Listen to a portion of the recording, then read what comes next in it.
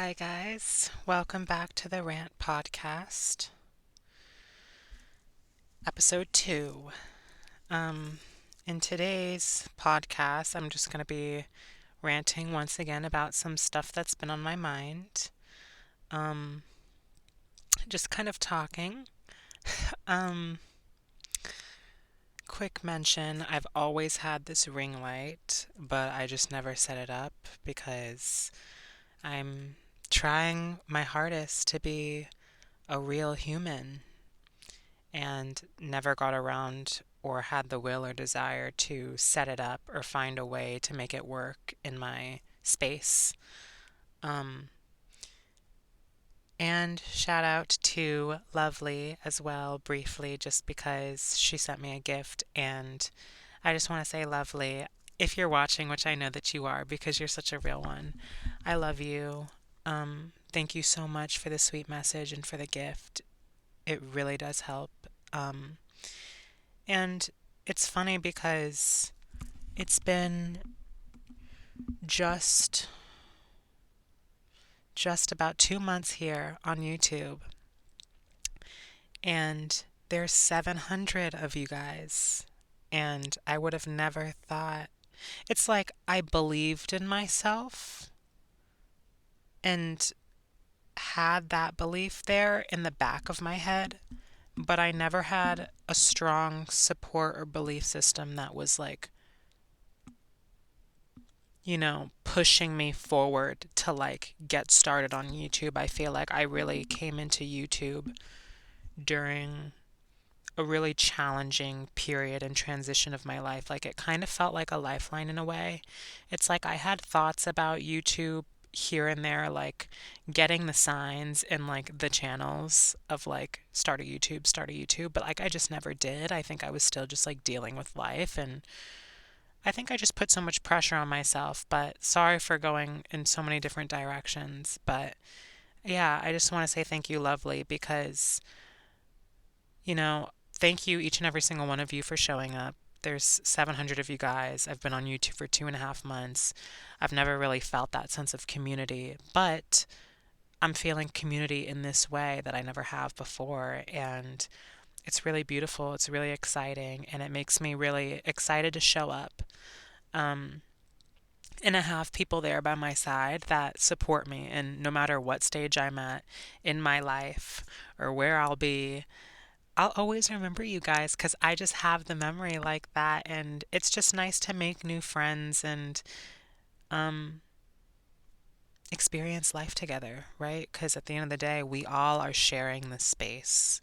Whatever is going on in the world right now, wherever you are, what time it is, whether it's light or it's dark, whether you're on this side of the coast or this side, what country, it doesn't matter who you are in this lifetime, even.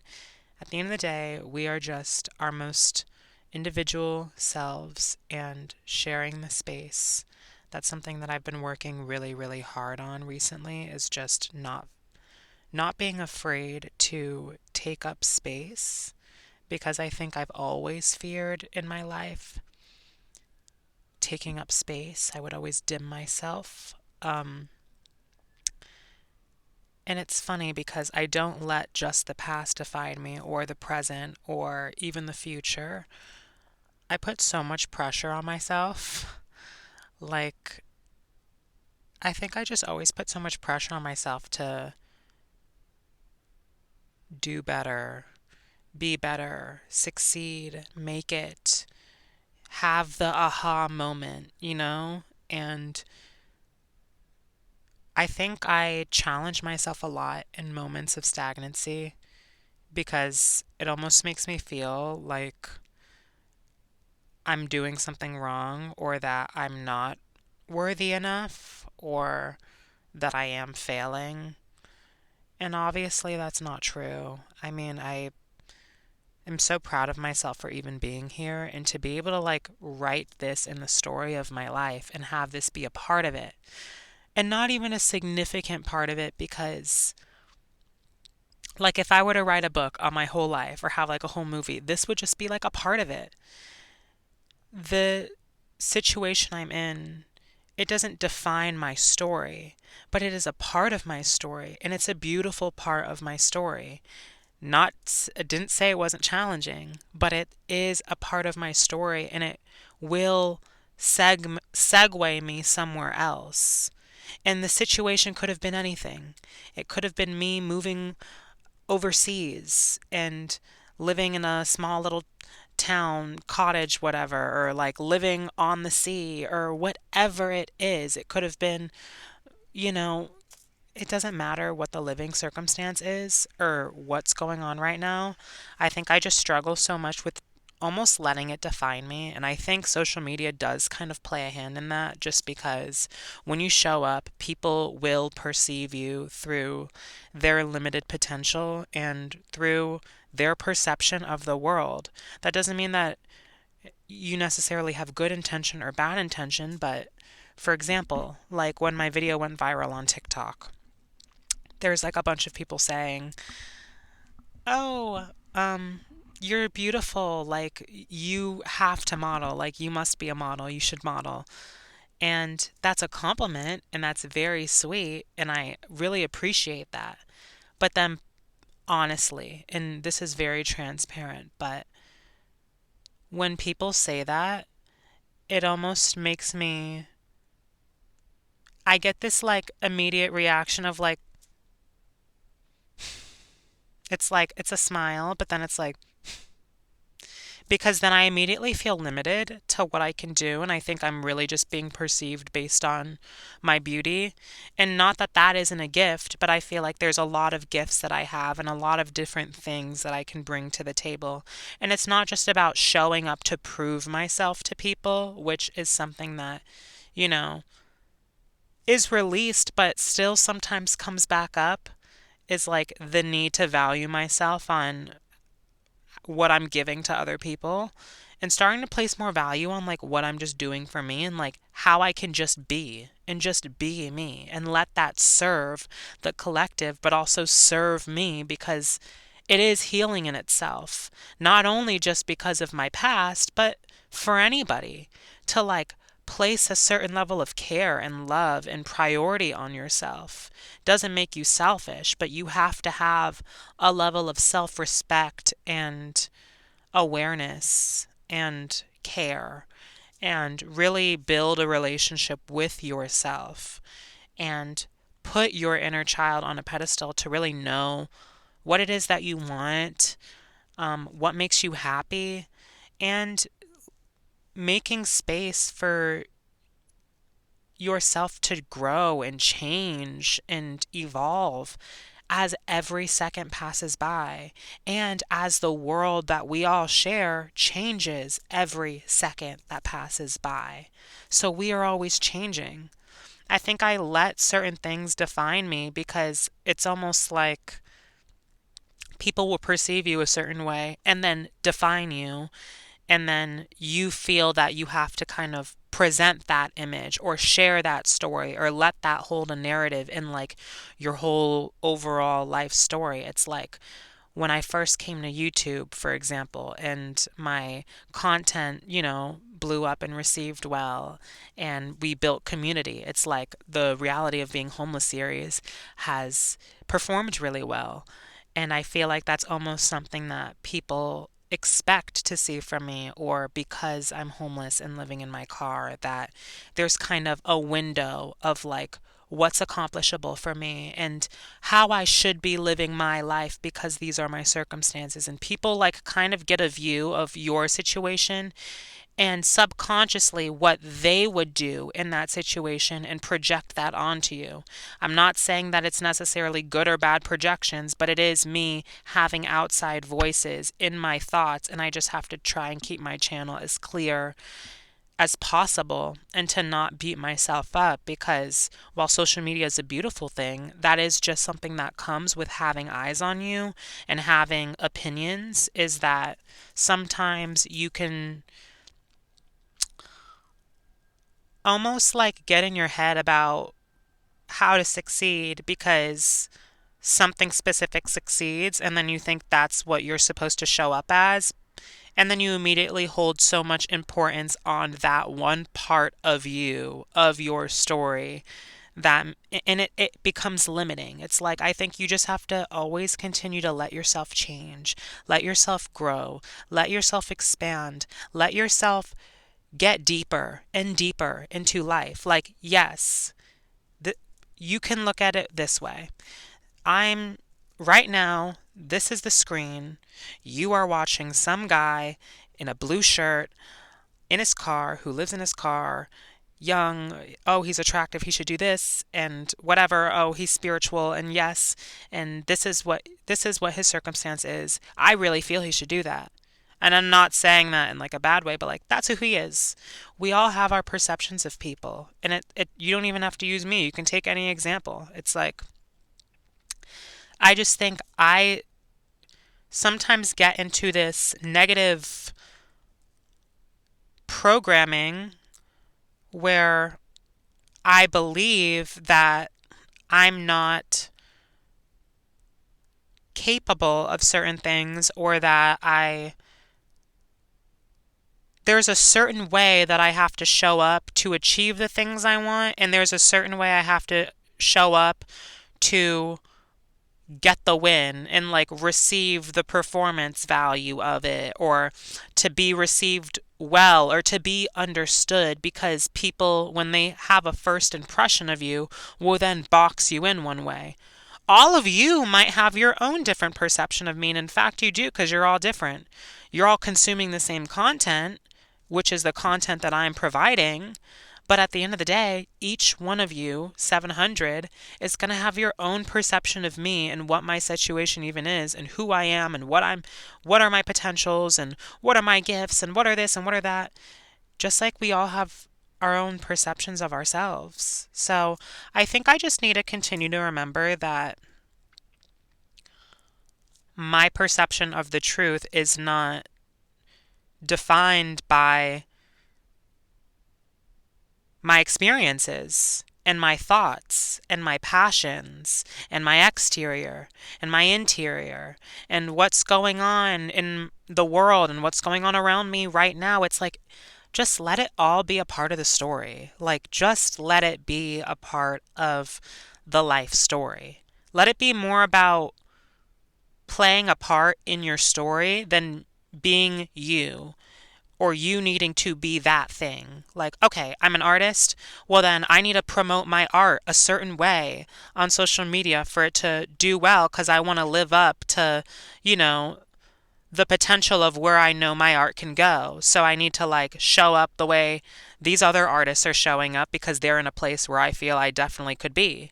It's like, it's like just such a comparison is a thief of joy sort of thing. And it's also like, you know, it's like, okay, I'm an artist. Well, then I have to promote my art a certain kind of way. Or, okay, well, my reality of being homeless vlogs series has done well. Well, then people, resonate with me as like the guy living in his car vlogger, and like they like seeing that sort of content. So like that's the content I should be making. Or like, okay, well, I am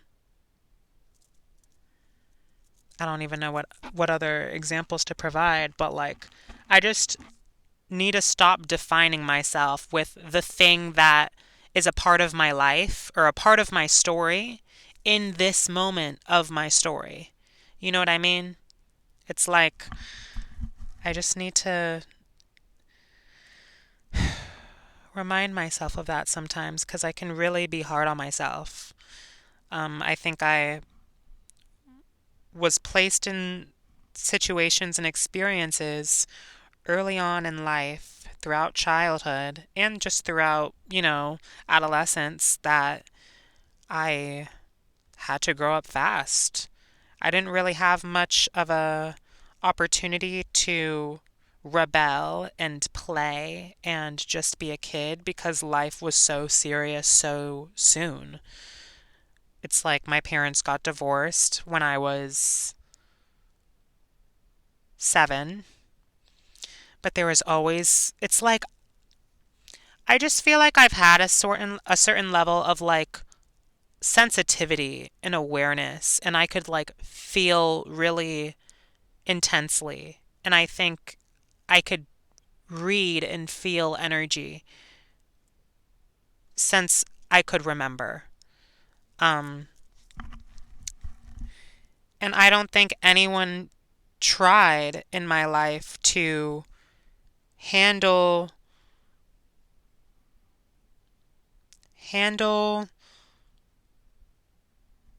their actions in a way that was protective over me. I don't think anyone was truly ever protective over me in a way that was going to shield me from really chaotic circumstances, given that I was the youngest one in the family. And I don't want to blame anyone, because at the end of the day, like, those were all things that I was meant to go through in life, because I promise you, like, had my life been completely different, I would be completely different. I would look completely different. My energy that you are perceiving right now would all be completely different. I'd have different life circumstances and memories. And I'm very grateful for everything that I've experienced. And I'm not saying that my childhood was bad. My childhood was amazing. And that's how I choose to perceive the whole experience.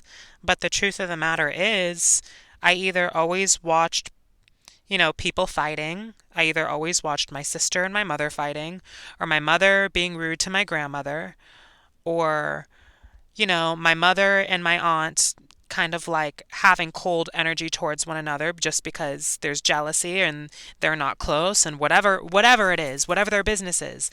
And then, it's always just like going over to my dad's, family's house, like my grandma's. Love my grandma, love my family. But it's like, and then people move away, and they, you know, it, that sense of family that you've cherished for so long in your life kind of dissipates and like no longer exists. And it's like all those like receipts of your childhood kind of feel like they're gone.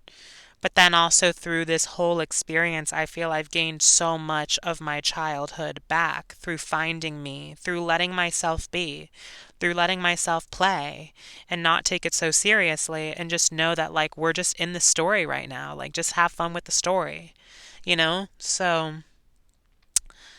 it's like I've either watched people fight, I've either gone through divorce, and I think I'm so caring of others and empathetic that I will put myself into their shoes, observe the scenario that's going on.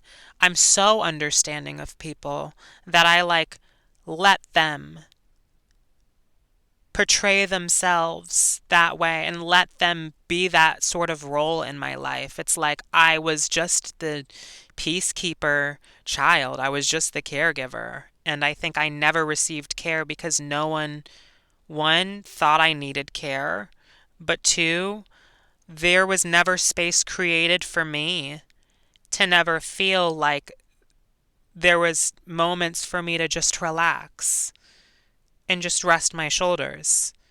I think people felt very comfortable placing things onto me because I was that person to be there for them and to be there for you. And not that that's a bad thing, that's just who I am. But it taught me the art of self-love and boundaries and knowing not how to overgive and going on this whole self-love journey. Like, I mean, symbolically, me being in my car is part of the self-love journey because it was the reason why I walked away. It takes a lot of courage to do this. It takes a lot of bravery. It takes a lot of power. But everyone has that within them. Everyone. You just have to trust yourself and tap into that. And boy, is it scary. And sometimes it's like, how do we tap into it? It's like, keep this clear. Get every other person's thoughts out of your head because those thoughts don't define you. Get every experience that you've ever lived in life out of your head for a minute, because those experiences don't define you. Your experiences with men in the past don't define your experiences with men in the future. Your experiences with your relationship with men doesn't define your experiences with them in an hour from now or the next seconds. The world is always changing. You are always changing. People are always changing. Your energy is always changing. Let it change. Just let it all be part of the story, you know? Your passions do not define you. You making music and being an artist doesn't mean, okay, it's Jacob Green, the artist. It's like, oh, Jacob acts. It's like, okay, Jacob Green, the actor. Oh, Jacob models. Okay, Jacob Green, the model. It's like all of your passions don't define you. You know what I mean? So don't let it. Let it just be an extension of you, and let it be something that's just bringing joy and happiness in this part of the story. And if it continues, it continues. And if it doesn't, it doesn't. And it's like you're just kind of flowing with your story and having that level of trust that, like, we're just living a life where we're abundant and we're happy and we're safe and we're taken care of and we're working towards the things that we want, and that we, are also taking care of ourselves and what we need to take care of, but don't get so lost in the day to day, because you know that there's a whole story down the line. But don't get so lost in the end result and the down the line that you miss out on, like, being in this very moment, because, like, as you're writing the story, you can't go back. So, like, live in it for a second and take a chill pill. I feel like that is pretty much the sort of advice that I would have to give to myself, and that I have, literally. But I leave room for